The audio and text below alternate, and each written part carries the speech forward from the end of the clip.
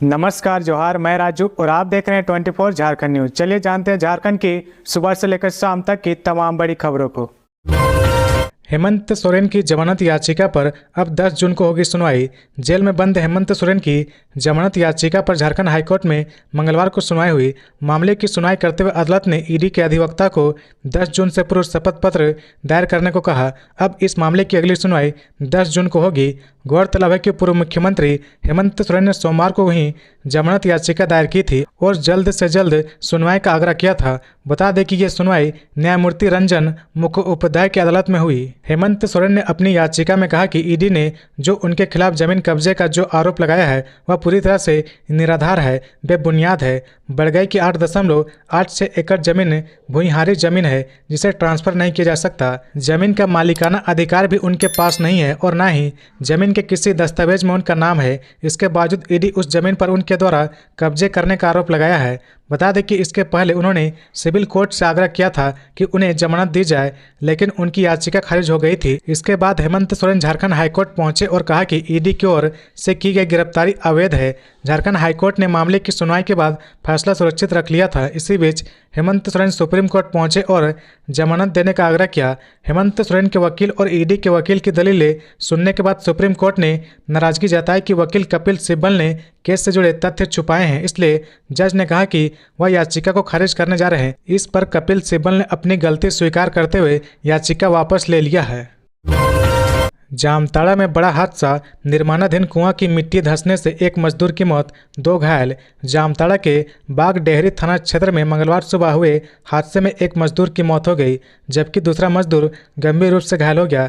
मृतक की पहचान काली पाथर गांव के साधन माल के रूप में हुई है। बताया जाता कि निर्माणाधीन कुएं की मिट्टी धंसने के कारण यह हादसा हुआ है। जामताड़ा जिले के बागडेहरी थाना क्षेत्र के अंतर्गत आने वाला निज मनधारा गांव में मंगलवार को मनरेगा योजना के तहत एक कुआं का निर्माण हो रहा था। कुआं में बारिश का पानी जमा था, जिसे निकालने के लिए सुबह से ही 2 मजदूर काम में लगे थे। इस दौरान कुआं के अगल बगल जमा मिट्टी का ढेर भर कर नीचे गिर गया, जिससे वे मजदूर वहीं दब गए। इस बात की सूचना जैसे ग्रामीणों को मिली, वे अनन फनन में जेसीबी लाकर मिट्टी को हटाने का काम शुरू कर दिया। कड़ी मशक्कत के बाद मिट्टी को हटाया गया। जब दोनों को बाहर निकाला गया तो देखा कि एक मजदूर की मौत हो चुकी थी। दूसरे मजदूर की गंभीर स्थिति को देखते हुए उसे जल्दी से बेहतर इलाज के लिए बंगाल के सिवड़ी ले गए, जहां उसका इलाज चल रहा है। मृतक की पहचान बागडेहरी थाना क्षेत्र के काली पत्थर गांव के 50 वर्षीय साधन माल के रूप में हुई है। वहीं घायल मजदूर निज मनधारा गांव के 40 वर्षीय उत्तम घोष के रूप में हुई है। घटना की जानकारी मिलते हैं कुंडहित बीडीओ जमाले राजा सीओ अमित किसको बागडेहरी थाना प्रभारी राम पुकार शर्मा घटनास्थल पर पहुंचे और मामले की जानकारी ली। झारखंड में 15 जून के बाद दस्तक देगा मानसून। देश भर में इस दिन से होगी बारिश। गर्मी की मार झेल रहे लोग मानसून के बरसने का इंतजार कर रहे हैं। मौसम विभाग की माने तो मानसून जल्द ही देश में दस्तक देने वाला है। विभाग के अनुसार मानसून 1 जून को केरल में दस्तक देगा। तेलंगाना, सिक्किम और महाराष्ट्र में सामान्य तौर पर 10 जून तक मानसून का प्रवेश हो जाता है। इसके अलावा 15 जून तक इसके झारखंड, छत्तीसगढ़, बिहार, उड़ीसा, गुजरात और मध्य प्रदेश तक पहुंचने की संभावना जताई जा रही है। गौरतलब है कि इस बार मौसम विभाग की ओर से सामान्य से अधिक बारिश की उम्मीद जताई गई है।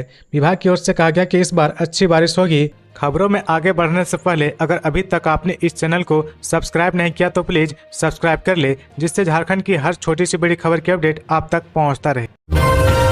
दूसरे समन पर ईडी ऑफिस पहुंचे आईएएस मनीष रंजन, आलमगीर आलम के सामने बिठाकर होगी पूछताछ। ग्रामीण विकास विभाग के पूर्व सचिव आईएएस मनीष रंजन ईडी दफ्तर पहुंच गए हैं। ईडी अब उनसे पूछताछ शुरू करेगी। यह दूसरा समन है जिस पर मनीष रंजन ईडी दफ्तर पहुंचे हैं। उन्होंने चेहरे पर फेस मास्क लगाया हुआ है। इससे पहले ईडी ने उन्हें समन जारी कर 24 मई को उन्हें बुलाया था। हालांकि उन्होंने हाजिर होने के बदले समय देने की मांग की थी। ऐसा भी कहा जा रहा कि मंत्री आलमगीर आलम और मनीष रंजन को आमने सामने बिठाकर पूछताछ होगी। दोनों से कमीशनखोरी मामले में पूछताछ की जाएगी। बता दें कि ग्रामीण विकास विभाग से जुड़े कई लोगों की गिरफ्तारी के बाद ईडी के हाथ कई सबूत लगे हैं, जिससे लगातार नए नए खुलासे हो रहे। एक एक्सेल शीट में कथित तौर पर कमीशनखोरी का हिसाब रखा जाता था, जिसमें मनीष रंजन का नाम भी शामिल था। उसी के आधार पर मनीष रंजन को पूछताछ के लिए बुलाया गया है। गौरतलब है कि कमीशनखोरी मामले में विभाग के मंत्री आलमगीर आलम, संजीव लाल, जहांगीर आलम, मुख्य अभियंता वीरेंद्र राम, सीए मुकेश मित्तल सहित अन्य लोगों को गिरफ्तार किया जा चुका है। लगातार 2 दिन तक पूछताछ करने के बाद आलमगीर आलम को ईडी ने गिरफ्तार कर लिया था। अभी वह ईडी की हिरासत में है। ईडी उनसे पूछताछ कर रही है। गिरिडीह में घर की छत गिरने से बालक की मौत, मां गंभीर रूप से घायल। गिरिडीह जिले के गांवा थाना क्षेत्र के डाबर गांव में दुखद घटना हुई है। घर की छत गिरने से एक मासूम बच्चे की मौत हो गई और बच्चे की मां गंभीर रूप से घायल हो गई। बताया जाता है कि छत की रेलिंग नहीं होने के कारण यह हादसा हुआ है। परिजनों से मिली जानकारी के अनुसार महिला अपने बच्चे को गोद में लेकर छत पर खाना बना रही थी। इसी क्रम में महिला को चक्कर आ गया और महिला गोद में रखे बच्चे के साथ छत से गिर गई। इस घटना में महिला बुरी तरह से जख्मी हो गई, जबकि महिला के पुत्र की मौत हो गई।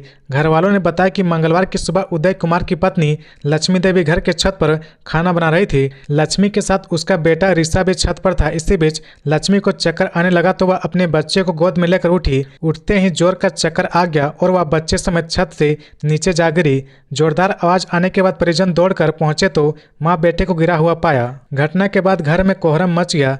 घायल मां बेटे को गांव सामुदायिक स्वास्थ्य केंद्र लाया गया, जहां मौजूदा चिकित्सक डॉक्टर ने बालक को मृत घोषित कर दिया, जबकि घायल महिला का इलाज करने के बाद उसे वापस भेज दिया। सरना स्थल को तोड़ने के विरोध में एयरपोर्ट रोड जाम, वाहनों की लंबी कतार लगी। कई के फ्लाइट्स छूटने की आशंका। सरना स्थल तोड़ने के विरोध में स्थानीय और आदिवासी समाज के लोगों ने एयरपोर्ट रोड को जाम कर दिया है। इससे वाहनों की लंबी कतार लग गई है। कई यात्रियों के फ्लाइट्स छूटने की आशंका है। मिली खबर के मुताबिक स्टेट हैंगर से लगे सरना समाज का चबूतरा को कुछ असामाजिक तत्वों ने तोड़ दिया है। हालांकि इसमें शामिल लोगों की पहचान नहीं हो पाई है। चबूतरा तोड़े जाने के विरोध में आदिवासी समाज के लोगों ने मंगलवार को एयरपोर्ट रोड को जाम कर दिया। मौके पर पुलिस और स्थानीय प्रशासन के अधिकारी पहुंच गए हैं। सड़क जाम करने में शामिल लोगों ने बताया कि अगर चबूतरे का निर्माण फिर से करा दिया जाए तो सड़क जाम को समाप्त कर दिया जाएगा। पुलिस व अन्य अधिकारी लोगों को समझा बुझाकर जाम हटाने का प्रयास कर रहे हैं। पीएम मोदी ने कहा 4 जून के बाद भ्रष्टाचारियों पर कार्रवाई और तेज होगी, ये मोदी की गारंटी है। प्रधानमंत्री मोदी आज दुमका में सभा को संबोधित कर रहे थे। इसी दौरान उन्होंने कहा कि 2014 में आपने मोदी को आशीर्वाद दिया था, तब पूरा देश कांग्रेस के कुशासन से तंग आ चुका था। आप याद करें, 2014 में मोदी के आने से पहले रोज रोज घोटाले होते थे। कांग्रेस गरीबों के नाम पर पैसे लूटती थी। मोदी ने वो सब बंद कर दिया है। जनता का पैसा आज जनता के हित में इस्तेमाल हो रहा। पीएम ने कहा कि जिन्हें पहले की सरकारों में पूछा तक नहीं, मोदी ने उन्हें पूछा है। हमने गरीबों का जीवन बदला है। जो काम 10 साल में हुआ है, अब अगले 5 साल में 3 करोड़ माताओं बहनों को लखपति दीदी बनाने का संकल्प है। 4 जून के बाद नई सरकार बनेगी। सरकार बनने के बाद मैं 3 करोड़ और मकान बनाऊंगा। पक्के घर गरीबों के लिए बनाऊंगा। मेरी तरफ से आप खुद से जाकर मोदी की गारंटी दे देना। 3 करोड़ घर बनेंगे तो पक्का घर तेरा भी होगा। मेरे लिए आप सब मोदी है। मोदी कोई और नहीं, आप ही मेरे मोदी है। मोदी ने आगे कहा, साथियों, जेएमएम और कांग्रेस हर तरह से झारखंड को लूट रहे हैं। झारखंड इतना खूबसूरत है, लेकिन यहाँ की चर्चा नोटों के पहाड़ के लिए हो रही है। कहीं 19 करोड़, कहीं 35 करोड़ तो कहीं 300 करोड़। मैंने इतने पैसे कभी आंखों के सामने नहीं देखा। यह पैसा कहाँ से आ रहा? शराब के घोटाले से, टेंडर घोटाले से, खनन घोटाले से। सिर्फ साहिबगंज में 1000 करोड़ के खनन घोटाले का पता लगा है। इन लोगों ने जमीन हड़पने के लिए अपने माता पिता का नाम बदल दिया। झारखंड के कुछ जिलों में आंधी बारिश का अलर्ट, 40 किलोमीटर की रफ्तार से चलेगी हवा। झारखंड में आज मौसम विभाग ने येलो अलर्ट जारी किया है। राज्य के उत्तर पूर्वी भाग में कहीं कहीं गर्जन और तेज हवाओं का असर दिखेगा। हवा की रफ्तार 30 से 40 किलोमीटर के बीच हो सकती है, जबकि राज्य के ज़्यादातर हिस्सों में मौसम शुष्क रहने की संभावना है। आज प्रदेश का अधिकतम तापमान 40 डिग्री सेल्सियस के आसपास रहा। वहीं 24 घंटे के अंदर गढ़वा का पारा 42.6 डिग्री सेल्सियस दर्ज किया गया। 29 मई को राज्य का तापमान 42 डिग्री तक पहुंच सकता है। मौसम विभाग के अनुसार आज राज्य के उत्तर पूर्वी भाग के कुछ इलाकों में गर्जन के साथ हल्के से मध्यम दर्जे की बारिश हो सकती है। राजधानी रांची सहित राज्य के कई शहरी इलाकों में मौसम में किसी बड़े बदलाव की संभावना नहीं है। पश्चिम बंगाल के बॉर्डर वाले रांची जिले में कुछ असर देखने को मिल सकता है। अमरपाली संघ निरहुआ आज गोड्डा में करेंगे तबाड़तोड़ रोड शो। निशिकांत दुबे के पक्ष में जनता से मांगेंगे वोट। लोकसभा चुनाव के अंतिम चरण का मतदान 1 जून को होना है। इसमें झारखंड के गोड्डा, दुमका और राजमहल सीटों पर वोटिंग होगी। ऐसे में सभी दलों के नेताओं ने प्रचार में अपनी जान झोंक दी है। इसी कड़ी में भोजपुरी सुपरस्टार और मोहनपुर से सांसद दिनेश लाल यादव उर्फ निरहुआ और अभिनेत्री अमरपाली दुबे गोड्डा में रोड शो करने जा रहे हैं। निरहुआ और अभिनेत्री अमरपाली दुबे निशिकांत दुबे के समर्थन में रोड शो करने जा रहे हैं। इसी बात की जानकारी खुद गोड्डा से बीजेपी प्रत्याशी निशिकांत दुबे ने की है। निशिकांत दुबे ने फेसबुक पर एक पोस्ट पर लिखा कि आज गोड्डा के पत्थरगामा में 12 बजे, गोड्डा में 2 बजे, पोड़ैयाहाट में 3 बजे, हंसडीहा सरैयाहाट में 4 बजे, जरमुंडी वासुकीनाथ में 6 बजे व रात्रि 7 बजे मोहनपुर में सांसद व अभिनेता दिनेश लाल यादव उर्फ निरहुआ हिंदुस्तानी तथा अभिनेत्री अमरपाली दुबे का रोड शो होगा। गौरतलब है कि गोड्डा लोकसभा सीट पर 1 जून को मतदान होना है। यहाँ बीजेपी की ओर से मौजूदा सांसद निशिकांत दुबे को मैदान में उतारा गया है। वहीं इंडिया गठबंधन ने यहां से प्रदीप यादव पर दांव खेला है। महिला की जमीन पर दबंगों ने किया कब्जा, पीड़िता ने पुलिस से लगाई न्याय की गुहार।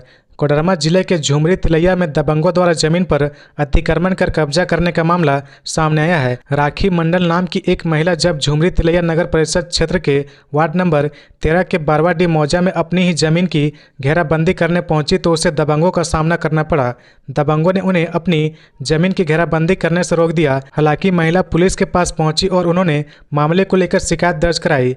दरअसल राखी मंडल ने 58 डिसमिल का यह प्लॉट साल 2006 में जमीन के असली मालिक दुर्गा महतो से खरीदा था, जिसकी बाजायफ्ता रजिस्ट्री भी हो चुकी थी।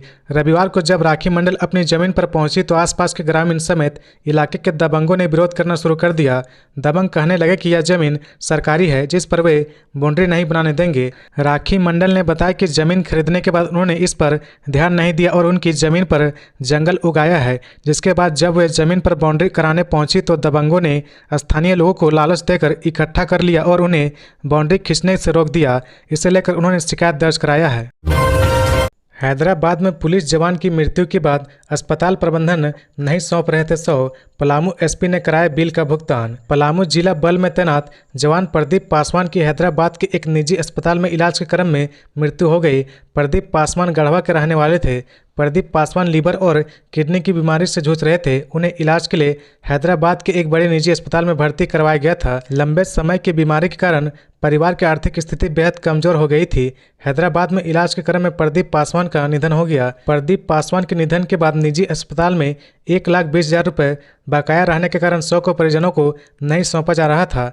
प्रदीप पासवान के परिजनों ने पूरे मामले की जानकारी पलामू पुलिस मेंस एसोसिएशन को दी, जिसके बाद पलामू पुलिस एसोसिएशन ने पूरे मामले में पलामू एसपी रिश्मा रमेशन से संपर्क किया। एसपी के निर्देश के बाद तुरंत अस्पताल के बकाया रकम 1,20,000 रुपये का भुगतान किया गया। इसके बाद अस्पताल प्रबंधन में प्रदीप पासवान के 100 को परिजनों को सौंपा गया। सोमवार को जवान प्रदीप कुमार पासवान का 100 गढ़वा स्थित उनके पृथक गांव कबल बसिया लाया गया, जहां जिला बल द्वारा उन्हें सलामी दी गई। इसके बाद परिजनों के द्वारा अंतिम संस्कार किया गया। इस दौरान एसोसिएशन की तरफ से परिजनों को 25,000 रुपये की आर्थिक सहायता राशि भी दी गई। तो ये थी आज की झारखंड की टॉप बड़ी खबरें। इसी तरह झारखंड की हर छोटी सी बड़ी खबर देखने के लिए आप हमारे चैनल 24 झारखंड न्यूज को सब्सक्राइब करके बेल आइकन प्रेस कर ले, जिससे झारखंड की हर छोटी सी बड़ी खबर की अपडेट आप तक पहुंचता रहे। तो आज के लिए बस इतना ही। हमें दीजिए इजाज़त, फिर मिलते हैं नेक्स्ट न्यूज में।